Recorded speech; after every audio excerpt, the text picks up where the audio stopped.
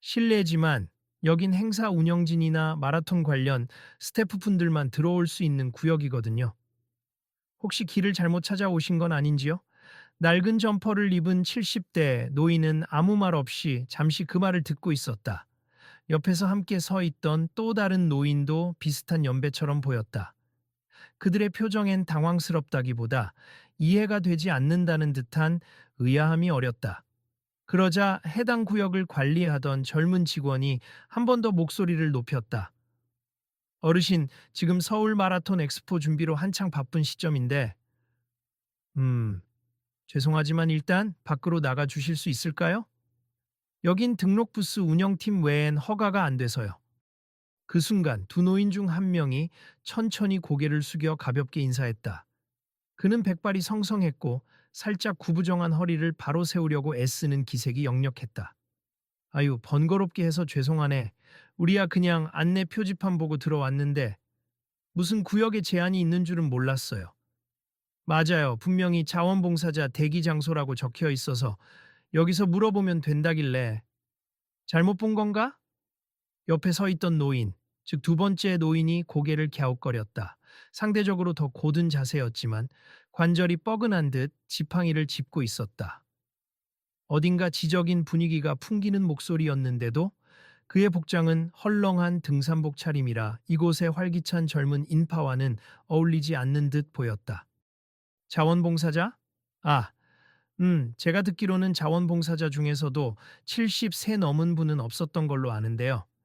젊은 직원은 주위를 두리번거리며 곁에 있던 다른 스태프를 향해 시선을 교환했다. 다른 직원분들과 착오가 있었나 봐요. 아마 등록 누락이 됐거나요. 그 순간 주변에서 지나가던 또 다른 운영 요원이 힐끗 두 노인을 바라보며 곁다리로 끼어들었다. 저분들 혹시 일반 관람객이신가? 여기 물품 배부는 내일인데 오늘은 관계자만 들어오라고 공지했잖아. 안내 좀 부탁드려. 두 노인은 서로를 한번 바라봤다 먼저 말을 건네기 시작한 노인은 이마에 잡힌 주름을 살짝 구기면서도 여전히 차분하게 말했다. 우리 둘 다 이름이 등록돼 있을 텐데 자원봉사자로 신청을 했거든요. 네? 자원봉사요?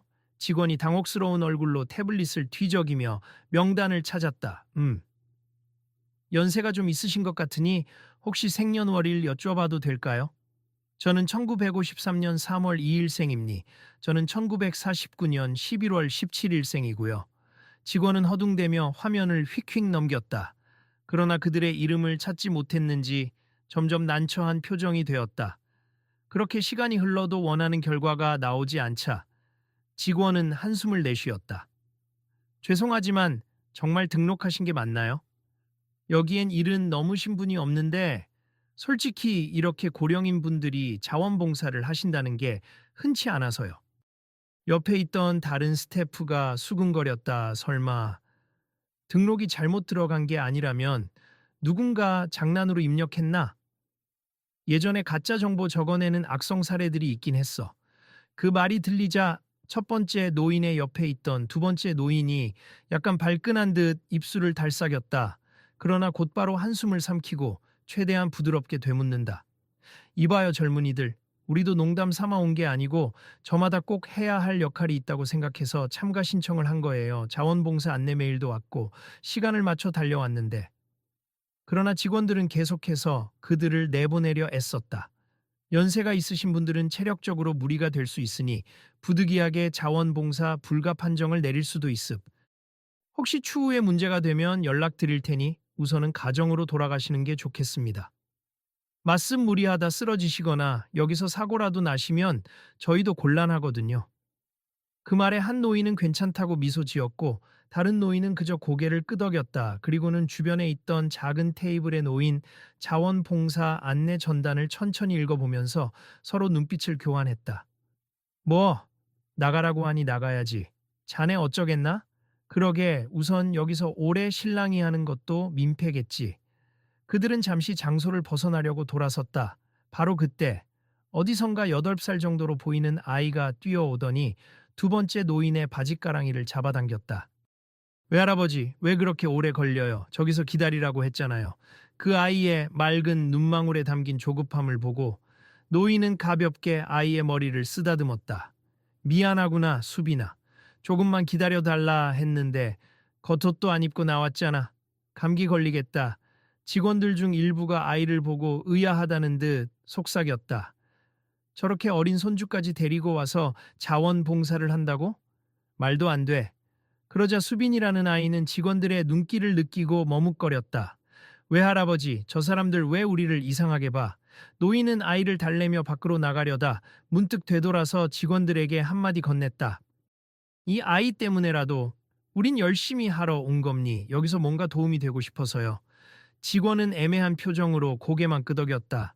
그렇게 세 사람은 조용히 발걸음을 옮겼다. 그러나 스탠드 근처를 지나칠 때에도 행사 관계자로 보이는 20대, 30대의 젊은 요원들이 그들을 힐끗힐끗 쳐다보며 수군거렸다. 어르신이 자원봉사라니 너무 무리하시는 거 아냐? 아마 뭘 잘못 알고 오신 것 같은데 굳이 애쓰시지 않아도 될 텐데.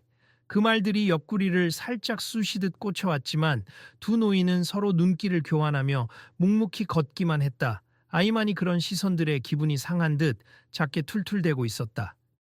할아버지, 저 사람들이 우리를 무시하는 것 같아. 아니다, 수빈아. 누구든 사정은 다르니까. 그냥 오해하고 있는 거겠지. 그들의 목소리는 점점 작아졌다. 그리고 마라톤 엑스포 메인 전시관 복도 한편에서 세 사람은 잠시 멈춰섰다. 아직 밖은 춥고 아는 사람들이 분주히 오가고 있었다. 첫 번째 노인이 다른 노인에게 조용히 물었다. 김 선생, 우린 여기서 뭐라도 해볼 수 있겠지.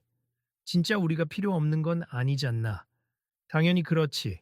나도 이번 마라톤 자원봉사로 뭔가 의미 있는 일을 하고 싶어서 신청했다네.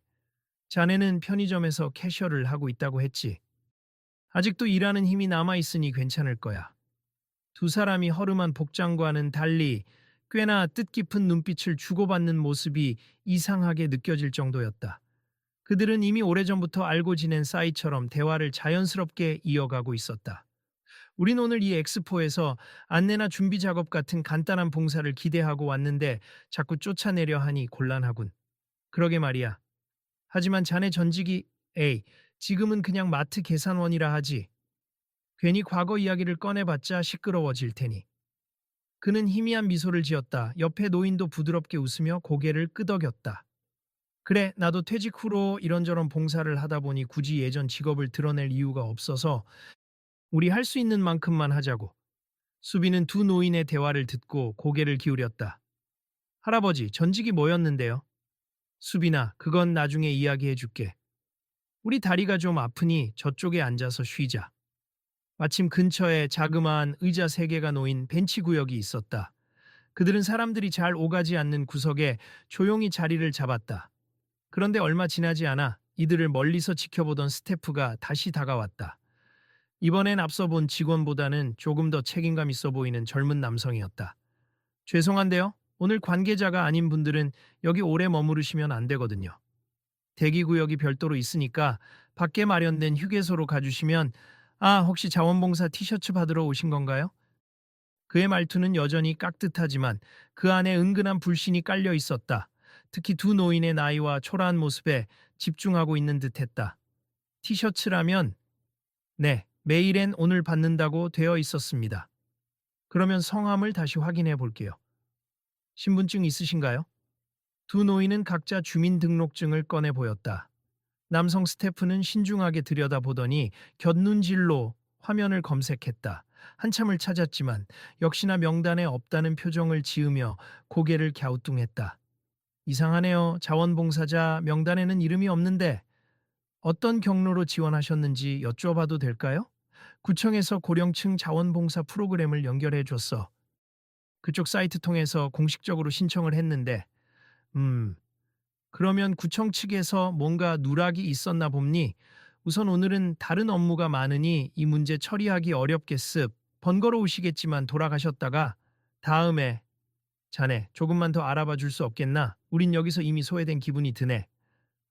게다가 아이도 함께 있어서 추운데 마냥 기다릴 수도 없고 무언가 불편함을 느낀 듯 남성 스태프는 잠시 곤란한 눈빛을 보였다.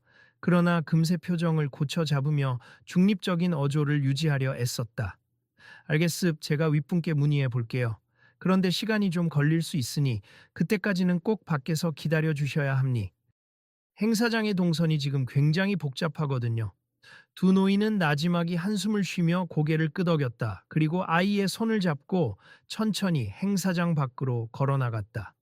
그러나 몇 걸음 옮기지 못한 채 길목에서 다른 스태프들에게 길을 막혔다. 저쪽으론 기자단 출입구입니. 아, 그리고 여긴 협찬사 전용 통로라. 죄송하지만 좀 돌아가 주셔야 해요. 연이어 들려오는 출입 제한이라는 말에 두 노인의 표정이 더욱 굳어졌다. 아이 또한 연신 한쪽 다리를 절며 걷는 외할아버지를 걱정스러운 눈으로 바라봤다. 할아버지, 괜찮아요? 다리 아프면 제가 지팡이 들어드릴까요? 됐어, 수빈아. 저쪽으로 돌아가 봐야지. 이 모든 과정을 지켜보던 군중들, 특히 젊은 스태프들과 행사장을 구경하던 관람객들 사이에서도 속삭임이 흘렀다. 와, 나이라도 드셨으면 가만히 계시지 뭐 하려고 여기까지 오셨대? 오늘 진짜 북적이는데 굳이 자원봉사를 하겠다고. 잘 이해가 안 된다. 저 어린애도 힘들 텐데 아예 가족 나들이라고 생각하고 온 건가? 그때 이들을 곁눈질하던 한 여성 스태프가 조용히 다가왔다. 40대 초반쯤으로 보이는 그녀는 이름표에 박혜원이라 쓰여 있었다. 그녀는 기존에 있던 두 노인에게 조심스레 물었다. 안녕하세요. 혹시 아까부터 말씀 나누시는 거 들었는데 저희 봉사자 명단에 없다고 하셨죠? 근데 이름이 어떻게 되시죠? 저는 장동욱이고 이분은 김영호입니다. 박혜원은 자세히 듣더니 고개를 갸웃하면서 혹시 예전에 TV에서 뵌 것 같은데요. 제가 착각인가? 이름이 낯이 익어서요. 어디서 봤더라? 하고 혼잣말을 했다. TV요? 글쎄요. 우린 지금은 그냥 평범한 사람이에요. 아마 아닐 거예요. 그렇군요. 제가 착각한 걸 수도 있죠. 근데 혹시 장동욱 어르신께서는 예전에 박혜원은 무언가 더 묻고 싶었지만 일단은 직원들이 이들을 밖으로 내보내려 하는 상황이 우선이라는 걸 깨닫고 곁다리로 추가 질문을 넣기가 어려워 보였다. 그래도 그녀는 잠시만요. 제가 책임자님께 가서 물어보겠습. 혹시 모르니 조금만 기다려주세요 하고는 서둘러 사무실 쪽으로 뛰어갔다. 두 노인은 난감함 속에서도 박혜원의 말이 신경 쓰였다 TV에서 본 것 같다니 어쩌면 과거의 사진이나 기사 혹은 인터뷰를 봤을 수도 있었다 하지만 서로 굳이 그 이야기를 꺼내진 않았다. 아이만이 호기심에 할아버지 뭐야 TV에 나왔었어 하고 묻다가 괜찮아 옛날 일이다라는 답변을 듣고 잠잠해졌다. 그 사이 밖에 날씨는 제법 쌀쌀했고 엑스포장 바깥 광장엔 다양한 부스들이 하나둘 설치되고 있었다. 마라톤을 앞두고 운영진은 마지막 점검에 분주했고 기념품을 받으려는 사람들도 길게 줄을 서고 있었다. 두 노인과 아이는 구석진 곳에 자리를 잡아 앉았다. 야외에 마련된 간이 의자였으나 찬바람이 매섭게 몰아쳤다. 그래도 여기 조금 앉아 있으면 다른 사람들한테 방해는 안 되겠지. 김 선생, 괜찮겠나? 약간 춥긴 하지만 아직은 버틸만 하네. 자네 다리 상태는 어때? 병원에서 수술받고 나서 꾸준히 재활을 했는데 약간 절긴 해도 큰 문제는 없어. 아이 수빈이 옆에서 걱정스러운 표정으로 물었다. 외할아버지, 그 다리 다치신 건 언제예요? 그건 또 나중에 말해줄게. 지금은 아니 저기 혜원 씨가 오네. 멀리서 박혜원이 종종 걸음으로 뛰어오는 모습이 보였다. 그녀는 눈에 띄게 흥분한 얼굴이었다. 손에 들고 있던 휴대폰 화면을 연신 확인하며 두 노인에게 다가왔다. 혹시 정말 실례가 안 된다면 장동욱 선생님, 예전에 외과 의사로 근무하신 적 있나요? 이 말을 듣는 순간 장동욱은 놀란 기색을 숨기지 못했다. 그러나 곧 차분히 대답했다. 네, 예전에 그랬지요. 한 30년도 더 된 얘기예요. 박혜원은 손을 휘저으며 흥분을 감추지 못했다. 맞아요. 제가 아까 검색해 봤거든요. 장동욱 교수로 의료 기사에 언급이 많이 있었어요. 혹시 서울모 대학병원 출신이신가요? 이 말을 듣고 주변 사람들의 시선이 확 몰렸다. 김영호 역시 옆에서 조용히 미소 지었다. 박혜원은 설레는 목소리로 계속했다. 1980년대 후반쯤에 국내 최초로 복잡한 흉부외과 수술 중 하나를 성공하신 분이라는 기록이 있던데 그게 어르신 맞으시죠? 그 시절에 어려운 수술을 시도했던 의사들이 여러 명이긴 했네. 나도 그 팀에 속해 있긴 했고. 하지만 난 그저 팀원 중 한 명이었을 뿐이에요. 아니에요. 기사 보니까 수술 주도하셨다고 정말 대단하시던데. 그제야 지나가던 스태프들과 주변인들이 술렁거리며 속삭이기 시작했다. 아니, 저분이 그렇게 유명한 분이셨다고? 의사라니 게다가 복잡한 흉부외과 수술이면 엄청난 거 아니야. 근데 지금은 편의점에서 일하신다던데. 어떻게 된 거지? 그 궁금증은 점점 커져만 갔다. 김영호도 웃음을 지으며 동욱이 친구가 워낙 겸손해서 아무도 모르는 거지. 젊은 시절엔 꽤 유명했었네. 하고 거들었다. 그럼 혹시 김영호 어르신께서는 어떤 일을 하셨나요? 하고 박혜원이 묻자 김영호는 살짝 머뭇거리더니 모호하게 대답했다. 나는 예전에 관공서에서 근무를 했었어요, 뭐. 경찰 비슷한 일 말이야.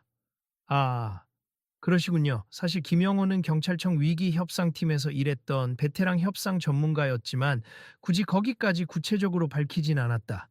이미 주변인들의 관심이 장동욱에게 집중되었고 갑자기 스포트라이트가 이어지면 본인도 부담스러웠기 때문이다.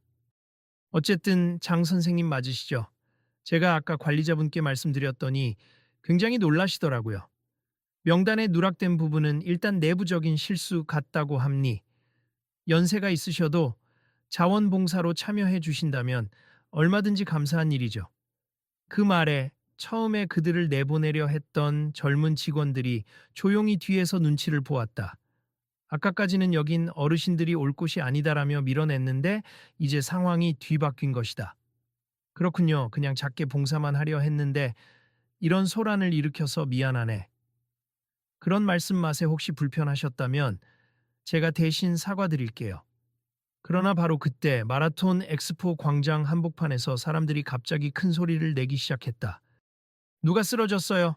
여기 응급요원 없어요? 빨리 119 불러요. 심장마비 같은데. 행사장 주변은 순식간에 소란으로 가득 찼다. 한 러닝 동호회 소속으로 보이는 젊은 남성이 바닥에 쓰러져 숨을 헐떡이고 있었고 주변에는 겁에 질린 동료들이 허둥지둥하고 있었다. 아직 구급대가 오기 전에 현장에서 아무 조치도 못한 채였다. 어쩌지? CPR 할 줄 아는 분 있나요? 제대로 된 구조요원은 어디 있어? 소란이 커지자 장동욱은 곧바로 지팡이를 짚고 있었다는 사실도 잊은 채 빠르게 그쪽으로 달려갔다. 김영호도 뒤따랐다. 구급대 언제 오죠? 지금 불렀는데 길이 막혀서 늦어진다고 해요. 쓰러진 남성의 얼굴은 이미 창백하게 질려 있었다.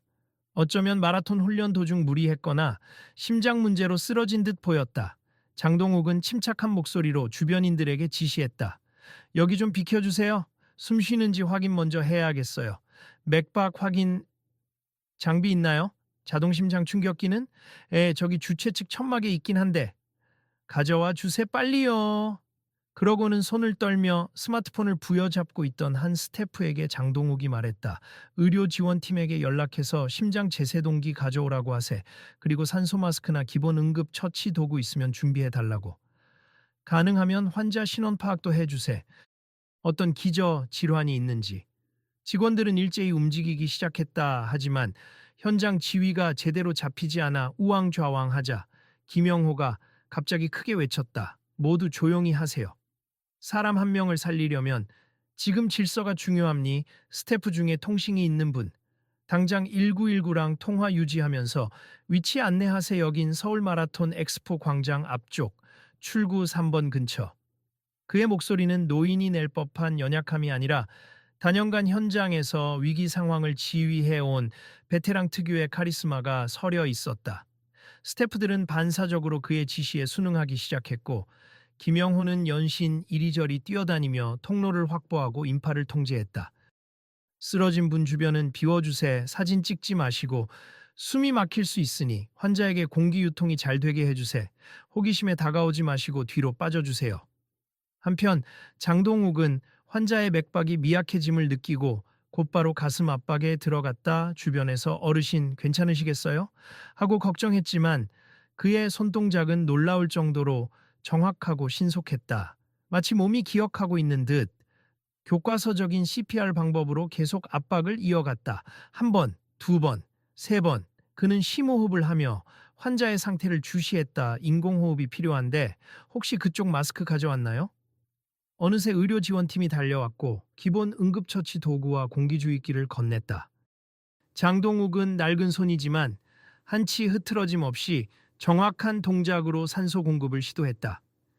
그런데 환자의 상태가 생각보다 심각해 보였다.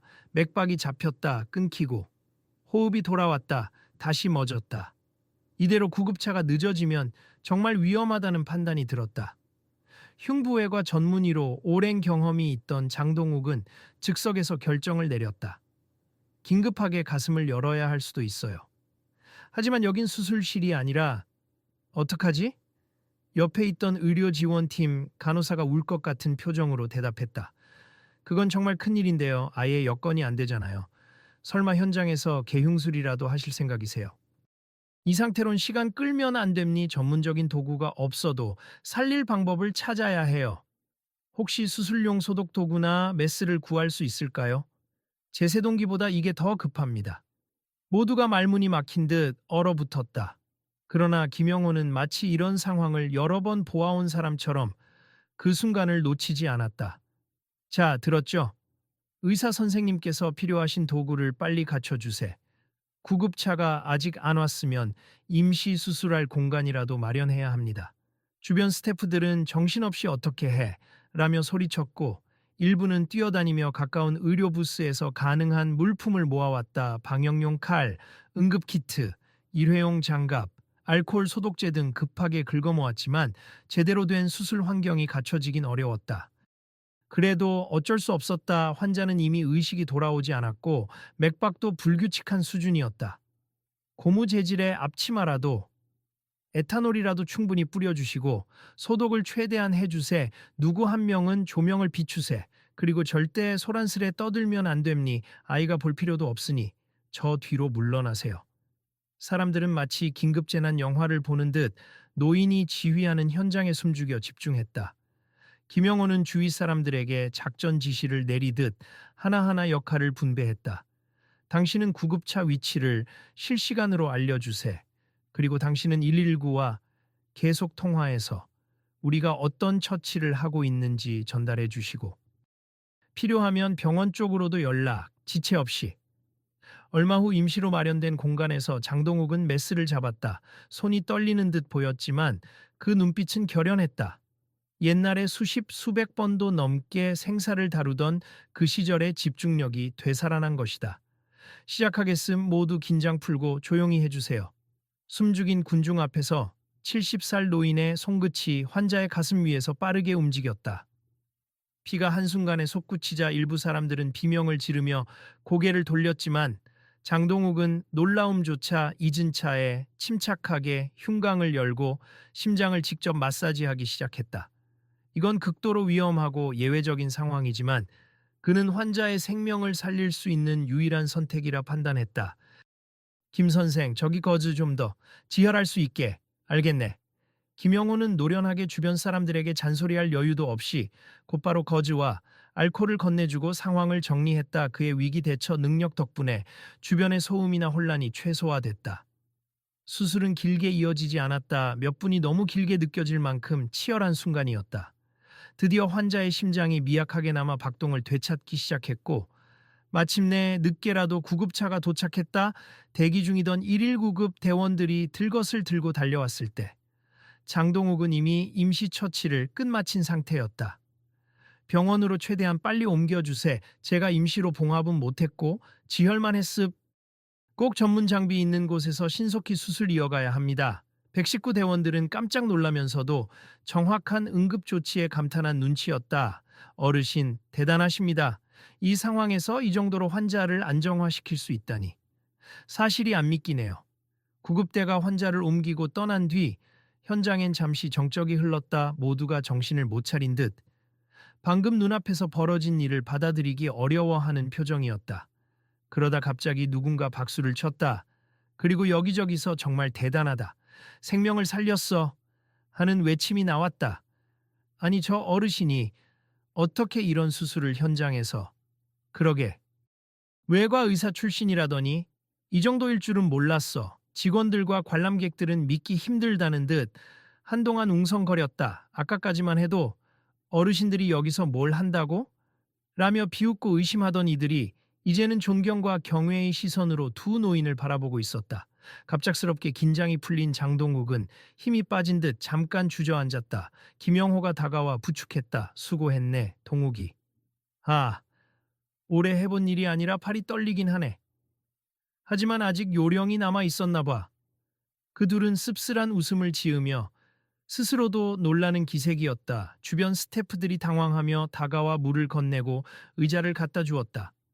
어르신, 정말 죄송해요. 우리가 아까 너무 무례하게 굴었죠. 이렇게 뛰어난 분이신 줄은 상상도 못했어요. 그러게요.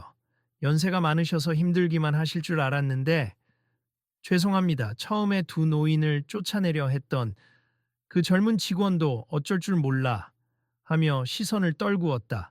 정말 큰 실례를 저질렀습. 아까 자원봉사 불가하다고 했던 것도 제 짧은 생각 때문이었어요. 죄송합니다. 김영호는 싱긋 웃고 나지막이 말했다. 괜찮습. 오히려 사고가 생겼을 때 서로 협력해야 했으니까요. 앞으로 이분 장동욱에게 의학적 조언도 구하고 저한테는 현장 협상이나 통제 쪽 도움도 청하시면 좋겠네요. 그제야 직원들이 헛웃음을 지으며 협상이라니요? 하고 되묻자 김영호는 슬쩍 미소 지었다. 저도 예전에 경찰청에서 위기 협상을 담당했었거든요. 현장에서 정신 차리고 통제하는 법을 좀 알죠. 그러자 이들은 또 한 번 놀란 표정을 지었다. 정말 대단하시네요. 저희가 한 수 배워야겠어요. 주변인들도 이 사실을 듣고는 감탄사를 연발했다. 그리고 노인 둘이 어떤 사연으로 현재는 평범한 직업 또는 자원봉사를 하고 있는지 호기심 어린 질문을 던졌다. 장동욱은 조용히 물을 한 모금 마신 뒤 차근차근 대답했다. 의사를 그만둔 건 20여 년 전이네요. 그땐 제 가족이 많이 힘든 상황이었고 우선순위가 달라졌습. 환자들을 보는 것도 귀했지만 제 아내가 병으로 오래 누워 있어서 가정에 좀 더 집중할 필요가 있었어요. 그리고 아내 떠나고 나니 그 뒤론 복잡한 세상 속에서 작은 편의점 계산원으로 일하며 마음을 좀 추스르고 싶었습니다. 이 말을 들은 스태프와 관람객들은 잠시 숙연해졌다. 김영호도 덧붙였다. 나 역시 경찰에 오래 몸담았고 위기 협상팀에서 여러 상황을 겪었지. 인질극부터 자살 시도자 설득까지 치열한 현장이 많았네. 하지만 아내와 자식들을 돌보지 못해 가정이 휘청였다. 다들 바쁘게 살다 보면 소중한 걸 놓치기도 하지 않나. 그래서 정년 퇴직 후엔 어떻게든 마음이 가는 봉사를 좀 해보려 했네.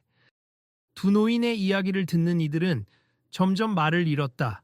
그동안 나이 많다 힘이 없다며 무시했던 이들이 오히려 그들의 긴 인생 속 깊은 경험과 선택을 경외의 눈빛으로 바라보고 있었다. 그런 이유가 있으셨군요. 저희가 너무 표면적인 것만 보고 판단했던 것 같아요. 맞아요. 나이 드신 분들도 다양한 경험과 재능을 갖고 계실 텐데 그 순간 수빈이가 다가와 외할아버지의 손을 꼭 잡았다. 외할아버지. 엄청 대단한 사람이라는 건 알고 있었지만 이렇게 사람 목숨까지 살릴 수 있다니 멋져요. 장동욱은 아이의 작은 손을 살며시 쓰다듬고는 흐뭇한 미소를 지었다. 고맙다 수빈아. 너무 놀랐지?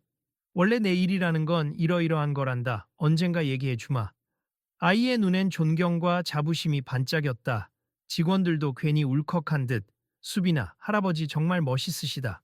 언젠가 너도 훌륭한 사람이 될 거야 라고 덕담을 해주었다. 그리고 마침내 행사 책임자로 보이는 중년의 매니저가 달려와서 상황을 확인했다. 이미 소식을 전해 들은 그는 숨이 차 헐떡이면서도 두 노인에게 연신 고개를 숙여 감사 인사를 건넸다. 제가 담당 매니저인데요. 오늘 큰 사고가 날 뻔했는데 두 분 덕분에 막았습. 정말 감사합니. 그리고 아까까지 불편함을 드렸다니 너무 죄송합니. 물품이든 자리든 원하시는 대로 제공해 드릴 테니 꼭 저희와 함께 자원봉사하시면 좋겠습니다. 그 매니저 뒤에서 앞서 그들을 괄시했던 젊은 직원들도 부끄러운 듯 함께 인사했다. 어르신, 저희가 무례했어요. 앞으로 절대 그런 편견을 갖지 않겠습니다. 김영호는 고개를 저으며 자네들도 모두 자기 일에 바쁜 와중이었잖나. 이해한다네라고 너그럽게 웃었다. 그들의 태도는 한순간에 달라졌고 마치 거짓말처럼 주변 분위기도 훈훈해졌다. 사람들은 장동욱과 김영호를 둘러싸고 그동안 그들이 어떻게 살아왔는지 호기심 가득한 질문을 쏟아냈다. 두 노인은 과거 경력을 장황하게 자랑하지 않고 가족과 자기 일상을 지키기 위해 선택했던 이야기를 담담히 풀어놓았다. 그러자 여기저기서 정말 인상 깊다, 나도 나중에 늙으면 저런 모습이었으면 좋겠어 라는 말이 터져 나왔다. 조금 전까지만 해도 무시와 냉소의 대상이었던 이들이 어느새 행사장의 영웅처럼 떠오른 것이다. 수빈이는 그런 광경이 어색한지 할아버지 옆에 꼭 붙어 있었다 하지만 저희 너무 과한 대접은 사양합니. 그냥 평소처럼 해주시고 봉사자로서 맡은 일을 하면 돼요. 두 분도 그러시죠? 김영호가 그렇게 말하자 장동욱도 고개를 끄덕였다 그래. 그저 내 할 일을 하다 보니 이렇게 된 거니 굳이 특별 대우 필요 없네. 그러나 매니저를 비롯해 주최 측은 일단 이들을 편안한 공간으로 안내해 따뜻한 차 한 잔을 대접했다. 또 자원봉사 티셔츠도 당연히 드려야지요 하며 유니폼을 가져왔고 혹시 필요하신 물품이 있으면 언제든 말씀 주세요라며 여러모로 신경을 써주었다. 처음에 이들을 비웃던 스태프 중 일부는 여전히 얼굴이 빨갛게 달아오른 채 죄책감 섞인 기색으로 두 노인을 살폈다. 그 중에는 아까 밖으로 내보내려 했던 이도 있었다. 그는 다가와 고개를 깊이 숙였다. 정말 죄송합니. 저희가 규정만 보고 또 연세가 많으시다는 이유로 섣불리 단정지었어요. 나이만 보고 사람을 판단하면 안 되는데 오늘 크게 배웠습니다. 장동욱은 고요한 표정으로 말했다. 자네도 할 일 하느라 그랬을 테니 너무 신경 쓰지 말아요. 우리도 괜히 분위기 해친 것 같아 미안하네. 사람들은 그들의 대화 속에서 서로 존중과 배려가 오가는 진풍경을 보고 새삼 인간미를 느꼈다. 얼마 전까지 날선 대립이 있었던 공간이 이제는 따스한 화해와 단합의 기운으로 가득 차 있었다. 행사장이 어느 정도 정돈된 뒤 자원봉사자들과 스태프들이 간단히 브리핑을 위해 모였다. 자연스럽게 김영호가 마이크를 잡고 마라톤 당일 긴급 상황 시 대처 요령에 대해 짧게 설명해 주었다. 오늘처럼 누가 쓰러졌을 때 가장 중요한 건 신속하고 체계적인 협력입니. 당황해서 우왕좌왕하면 소중한 시간을 허비하거든요. 아까처럼 CPR이나 간단한 의료 지식을 숙지해 두면 좋겠죠. 저희 장 선생님이 의료진으로서 훌륭한 모범을 보여주셨습니다. 장동욱도 살짝 쑥스러운 듯 웃으며 저는 많은 걸 잊었어요. 그러나 최소한의 지식만으로도 골든타임을 지킬 수 있음. 여러분이 함께 협력해 주신 덕분에 환자를 구급차에 태울 수 있었어요. 모두 고생하셨습니다. 라고 말했다. 이 짧은 설명에 브리핑장 분위기는 연신 박수로 가득 찼다. 그리고는 매니저가 개입해 앞으로 행사 기간 동안 장 선생님과 김 선생님께서 건강히 허락하시는 범위 안에서 의무실과 안전 통제 관련 분야 자문을 해주시면 정말 감사하겠습니다. 라고 정식 요청했다. 두 노인은 조금 부담스러워하면서도 도움이 된다면 기쁘지요 라는 말로 수락했다. 그리고 수빈이가 활짝 웃는 얼굴로 외할아버지 짱 하고 엄지손가락을 치켜들었다. 그 모습에 현장에 모여 있던 사람들도 덩달아 미소를 지었다. 이후 시간이 흐르며 환자의 안부를 궁금해하는 이들이 많았다. 소식을 전해 들으니 병원으로 옮겨진 젊은 남성은 다행히 수술을 무사히 마치고 회복 중이라고 했다. 만약 그 긴박한 순간에 적절한 조치가 없었더라면 생명에 지장이 컸을 거라고 담당 의사가 전했다고 한다. 그 얘기를 들은 사람들이 한결같이 장 선생님 아니었으면 큰일 날 뻔했다며 다시 한번 고마움을 표했다. 몇몇 관람객들은 휴대폰으로 촬영했던 영상을 SNS에 올려버렸고 단 몇 시간 만에 70대 노인이 마라톤 현장에서 심폐소생과 임시수술로 젊은 러너를 살렸다라는 소식이 행사장 외부로도 빠르게 퍼지기 시작했다. 그러나 정작 본인은 그런 관심을 크게 달가워하지 않았다. 아이고, 이렇게 시끄러워지면 또 불편해질 텐데. 김 선생, 우린 그냥 자원봉사자다, 그자? 그러게 말일세. 그래도 오늘처럼 생명을 살린 일이 주목받는 건 좋은 거라고 생각해. 사람들에게도 도움이 되는 뉴스겠지. 아직 당일 행사도 다 끝나지 않았건만 언론에서 인터뷰 요청이 들어올 기세였다. 주최 측도 그런 움직임을 인지하고는 두 노인에게 미리 양해를 구했다. 혹시 괜찮으시면 인터뷰 좀 하실 수 있을까요? 많은 분이 영웅담을 듣고 싶어 하세요. 장동욱은 질색하며 손사래를 쳤다. 그런 건 딱히 할 말도 없는데 그냥 젊은 친구가 건강해졌으면 됐죠. 그러나 결국 간단한 인터뷰는 하게 되었다. 카메라 앞에서 그는 시종일관 제가 아니라 주변 스태프들이 침착하게 협조해준 덕분이라며 공을 돌렸다. 이 모습을 본 사람들은 그의 겸손에 다시 한번 감동했다. 김영호도 인터뷰에 잠깐 등장해 나이는 숫자에 불과함니 오늘 보니 우리 장 선생님이 나이에 굴하지 않는 모습으로 소중한 생명을 구했잖아요. 이런 사례가 더 많아져야겠죠. 세상에는 숨어 있는 재능 많은 어르신들이 많거든요. 라고 말했다. 그 말에 어딘가 찔린 듯 그간 노인들을 무시해 온 이들이 고개를 푹 숙였고 또 한편으로는 앞으로 좀 더 존중해야겠다라는 결심이 싹트는 듯했다. 인터뷰가 끝난 뒤 주최 측은 엑스포 마감 시간에 맞춰 두 노인과 아이를 제대로 대접하고 싶다며 귀빈 대기실로 안내했다. 더 이상은 여긴 들어오시면 안 됩니다라는 식의 말이 나오지 않았다. 오히려 이쪽으로 오세요. 조심하세요. 필요한 것 있으면 말씀해 주세요라며 한껏 극진했다. 장동욱과 김영호는 그런 호의에도 과도하게 반응하지 않고 그저 담담하게 감사합니다라고만 말했다. 수빈이는 달콤한 간식을 받으며 좋아했다. 와, 여기 간식이 이렇게 많아요? 엄청 맛있다. 마음껏 먹으렴. 할아버지는 출출하긴 한데 뭐 먹긴 좀 그렇군. 힘들었는지 입맛이 없어. 그러자 박혜원 스태프가 따뜻한 미소로 말했다.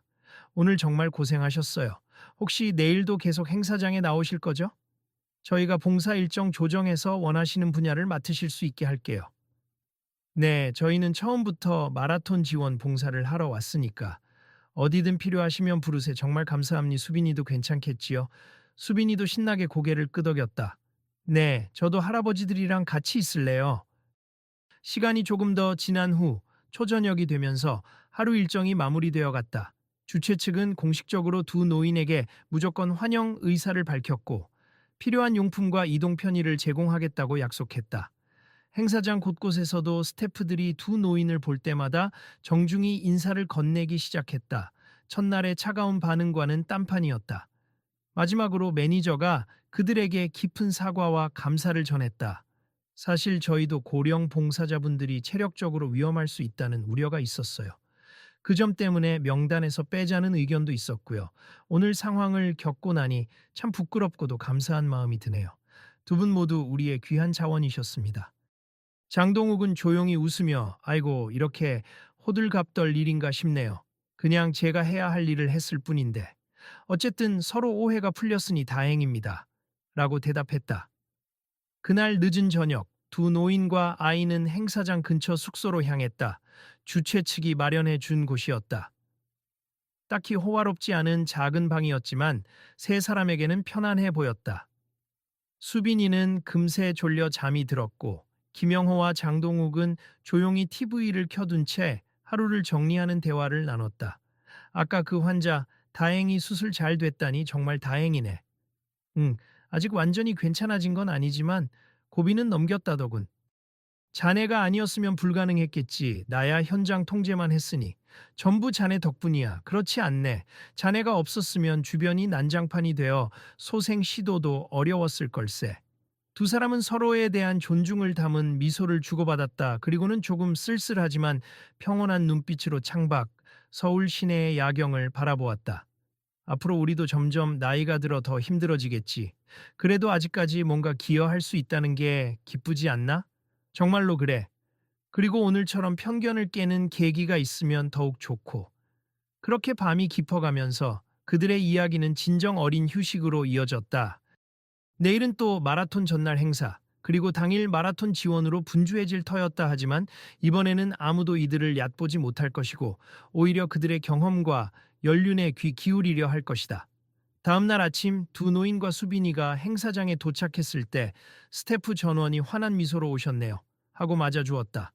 그리고 봉사자에게 주어지는 티셔츠와 이름표에 김영호, 장동욱이라는 글자가 선명히 새겨져 있었다. 사람들은 이미 그들의 이름을 또렷이 기억했다. 잠시 후 어제 수술을 받았던 젊은 러너의 가족이 감사 인사를 전하고 싶다며 전화를 걸어왔다. 그는 병실에서 차츰 의식을 회복하고 있다고 했다. 아버지, 저 대신 감사하다는 말씀 좀 드려주세. 저 할아버지들을 못 만났다면 아들이 목숨을 건지지 못했을 거예요. 라는 울먹이는 목소리가 들렸다. 전화 통화는 짧았으나 그 마음은 두 노인에게 묵직하게 와닿았다. 김영호와 장동욱은 서로를 보고 고개를 끄덕였다. 이래서 우리가 계속 뭔가 할 수 있는 일을 찾아야 하나 봐. 아직 세상에 줄 수 있는 게 남아있는 느낌이 드네. 그날 오후 식사를 겸해 두 노인과 매니저, 일부 스태프가 함께 모였다. 잘 차려진 식사 자리에서 매니저는 오늘로써 두 노인에 대한 공식 사과와 감사의 뜻을 다시 전하며 구청과 협의해 명단 문제를 바로잡았다고 설명했다. 앞으로도 저희는 더 많은 고령 봉사자를 존중하려고 함니 규정만 보고 배제하려 했던 것이 실수였네요. 혹시 두 분이 아시는 다른 어르신도 추천해 주실 수 있으면 좋겠습니다. 그러자 김영호는 밝게 웃으며 주변에 보면 귀한 재능이 있지만 과소평가되는 분들이 많아요. 다들 나이 때문에 소극적이시긴 한데 조금 권해보겠습니다. 라고 답했다. 매니저는 그럼 저희도 적극적으로 모시겠습니다라며 약속을 했다. 분위기는 한결 화기애애했다. 수빈이는 맛있는 점심을 먹고 이제 다 사람들이 우리를 방인해. 할아버지들 정말 대단해. 라며 기뻐했다. 뒤이어 업무가 산더미처럼 쌓였지만 두 노인은 아주 능숙하게 봉사활동을 이어갔다. 김영호는 혼란스러운 상황을 정리하고 사람들과 소통하는 솜씨가 탁월했고 장동욱은 의료 부스를 오가며 소소한 부상자들에게 조언을 해주었다. 너무 무리하지 말고 충분히 물을 드시고 준비 운동도 잊지 마세요. 같은 친절한 말이 마라톤 준비자들의 마음을 편안하게 해주었다. 그렇게 며칠 뒤 드디어 대망의 마라톤 당일이 되었다. 새벽같이 서울 도심 구간에는 수많은 러너들이 모였고 엑스포 때보다 훨씬 북적이는 인파가 몰려들었다. 두 노인과 수빈이는 자원봉사 티셔츠를 입고 현장에 나섰다. 이미 그들을 알아보는 이들도 있었다. 저분이 그 유명한 현장 긴급 수술을 했다는 어르신 맞죠? 맞아. 뉴스에서도 얼핏 봤는데 여전히 당당해 보이시네. 그러나 정작 당사자들은 대중의 관심을 부담스러워하며 묵묵히 자기 역할을 해냈다. 김영호는 통제와 안내를 맡아 확성기로 사람들에게 지침을 전달했고 장동욱은 의료구역 옆에 상주하며 혹시 모를 응급 상황에 대비했다. 땀을 뻘뻘 흘리며 뛰어다니는 젊은 스태프들에게도 쉬어가라며 물과 간식을 챙겨주는 모습이 인상적이었다. 결승선 부근에는 이미 가족과 친구들이 줄지어 응원하고 있었다. 한참 후 마라톤 레이스의 선두들이 속속 도착하기 시작했다. 사람들이 함성을 지르고 완주자들은 서로를 부둥켜 안으며 기쁨을 나눴다. 그 분위기는 축제 그 자체였다. 그리고 레이스가 거의 끝날 무렵 깜짝 방문객이 있었다. 며칠 전 목숨을 구한 그 젊은 러너가 아직 완벽히 회복하지는 못했지만 휠체어에 몸을 기댄 채 아버지와 함께 현장에 찾아온 것이다. 그는 저도 의사가 허락해주면 다시 달리겠어요. 저를 구해주셔서 정말 감사합니다라며 눈물 어린 감사 인사를 건넸다. 장동욱과 김영호는 그를 반갑게 맞아주었다. 지금은 푹 쉬고 다시 천천히 운동하라고. 건강이 최고니 욕심 부리지 말고. 네, 알겠습 어르신 덕분에 제 인생이 바뀌었어요. 러너의 가족들도 눈물을 글썽이며 편견을 갖고 어르신들을 대하면 안 된다는 걸 뼈저리게 배웠습. 오늘부터 저희도 봉사활동 열심히 참여하겠습니다라고 다짐했다. 그들은 두 노인에게 크게 절까지 하며 정말로 정말로 감사드립니다라고 거듭 인사를 남겼다. 이 광경은 주변 사람들에게 깊은 인상을 남겼다. 누구도 부정할 수 없는 확실한 성과이자 편견이 극적으로 뒤집힌 순간이었다. 원래라면 나이 많으니 집에서 쉬어야 한다는 얕은 생각을 했던 이들이 이제는 어르신들도 얼마든지 능동적으로 참여해 세상을 돕고 바꿀 수 있다는 사실을 체감하게 되었기 때문이다. 마라톤이 성공적으로 마무리된 후 주최 측은 두 노인에게 감사패를 건네며 여러분이 없었으면 이번 행사는 정말 큰 사고로 얼룩졌을 겁니. 또한 사람들의 인식을 변화시켰다는 점에서도 무척 의미가 큽니 마음 같아서는 계속 함께 해달라고 부탁드리고 싶네요. 라고 했다. 두 노인은 손사래를 치며 아유, 감사패까진 너무 거창하네요. 하지만 기회가 된다면 또 힘을 보태겠습니다라고 대답했다. 행사를 마치고 그들은 천천히 짐을 챙겼다. 어느덧 수빈이는 엑스포장 여기저기를 누비며 마지막 구경을 하느라 바빴고 김영호는 아이를 챙기느라 분주했다. 장동욱은 행사 뒤 정리에 여념이 없는 스태프들과 짤막한 대화를 나누며 악수를 건넸다. 선생님 건강 조심하시고 다음에도 꼭 뵙겠습. 네, 모두들 힘들 텐데 마지막까지 파이팅이네요. 처음에는 두 노인을 귀찮게 생각했던 이들이 이제는 진심 어린 존경과 감사의 마음을 담아 인사하는 모습을 보며 그들은 뿌듯함을 느꼈다. 그리고 매니저가 마지막 인사를 건넸다. 저희가 앞으로도 고령 봉사자들에 대한 인식을 개선하고 더 많은 기회를 열도록 노력하겠습. 오늘 정말 좋은 교훈을 배웠어요. 혹시 보셨겠지만 다들 어르신들을 대하는 태도가 완전히 바뀌었다고요. 장동욱은 미소 지으며 우리를 대접하려고 노력하기보다 모든 사람을 공평하게 대하는 시스템이 되면 좋겠지요. 어느 누구든 그 속에 숨어 있는 재능이 있으니까요. 라고 부드럽게 말했다. 김영호도 맞장구 쳤다. 저 역시 겪었던 일들로 인해 사람을 섣불리 판단하면 안 된다는 걸 배웠습. 우리 세대도 그렇고 젊은 세대도 그렇고 상호 배려가 중요하죠. 그들은 이후로도 가볍게 담소를 나누다 수빈이와 함께 행사장을 나섰다. 발걸음은 느렸지만 한결 가벼워 보였다. 이들을 배웅한 스태프들은 다음에 또 뵙겠습니다. 건강하게 지내세요. 라며 진심 어린 인사를 건넸다. 행사장 밖에서 김영호가 장동욱에게 물었다. 우리 앞으로도 기회가 되면 이런 봉사 계속할까 좋지. 또 누가 필요로 하면 우리가 힘을 보태면 되잖아. 뭘 대단하게 하지 않아도 이렇게 작은 일이라도. 그 말에 수빈이가 고개를 끄덕였다. 외할아버지 나도 커서 그런 멋진 일을 하고 싶어요. 그래, 네가 하고 싶은 일을 찾아가는 거야. 그리고 잊지 마라. 남들이 어떤 편견을 갖고 있어도 우린 우리만의 길을 가면 된다. 그렇게 세 사람은 서로 손을 맞잡고 전철역으로 향했다. 서울 도심 속 저녁노을 아래 그들의 모습은 평범한 가족처럼 보였지만 동시에 참으로 특별해 보였다. 누가 봐도 한때는 세계적인 의사였고 또 한때는 대형 사건을 해결하던 협상 전문가였고 이제는 평범한 노인인 이들이 사람들의 편견을 깨고 가치 있는 일을 해낸 것이다. 그리고 그들의 이야기는 길게 이어질 것이었다. 그로부터 얼마 후 여러 언론이 서울 마라톤 엑스포 무시당하던 70대 노인이 현장 수술로 생명 구해라는 뉴스를 보도했고 대중은 열광했다. 댓글들도 나이는 숫자일 뿐이라는 걸 실감했다. 본받고 싶다 등 긍정적인 반응이 대부분이었다. 행사를 주최한 기관은 고령 봉사자 지원 규정을 새롭게 손보겠다고 발표하며 적절한 검진과 교육을 거치면 누구든 도움이 될 수 있다라는 메시지를 세웠다.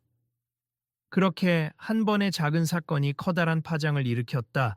누구도 기대하지 않았던, 그러나 모두가 배움을 얻은 소중한 경험이었다. 그리고 두 노인과 아이의 모습은 도시의 소음 속에서 멀어져 갔지만 많은 이들의 마음속에 따뜻한 울림을 남겼다. 오늘 이야기를 읽은 여러분은 혹시 어떠셨나요? 우리는 겉으로 드러나는 것만 보고 사람을 쉽게 판단하곤 합니. 나이 들어서 힘들 거야. 저 사람은 별재주 없어 보이네. 같은 말이 너무 쉽게 튀어나옴니 하지만 그 이면에는 누구나 말하지 않은 사연이 있고 때론 누군가의 생명을 구할 만한 재능과 경험이 숨어 있을지 모릅니. 여러분도 주변을 조금만 더 살펴보세. 혹시 평범해 보이지만 놀라운 과거를 지닌 분이 계시진 않나요? 아니면 자신이 할 수 있는 일을 나이가 많아서 조건이 맞지 않아서라는 이유로 스스로 포기하고 있지는 않나요? 만약 다시 한번 사람을 판단해야 할 순간이 온다면 이 이야기를 떠올려 주시기 바랍니. 연세 많으신 분이라고 다 힘없는 건 아니고 젊다고 다 잘하는 것도 아니라는 것. 그리고 우리는 서로에게서 배울 것이 있고 서로를 존중해야 한다는 것. 이제 질문을 던져봅니다. 1. 여러분은 혹시 외모나 나이만 보고 누군가를 과소평가한 적이 있나요? 두 번째, 스스로가 이건 못해라고 단정 지은 일 중 사실은 도전해 볼 만했던 일은 없었나요? 세 번째, 당신 주변에는 어떤 숨은 재능을 가진 분이 있을까요? 부디 이 이야기가 작은 계기가 되어 우리의 편견을 거두고 서로가 서로에게 긍정적인 힘이 되는 세상을 만들어 나가길 바랍니. 누구나 자신만의 이야기가 있고 그 이야기는 때로 주변의 삶을 크게 바꿀 수 있으니까요.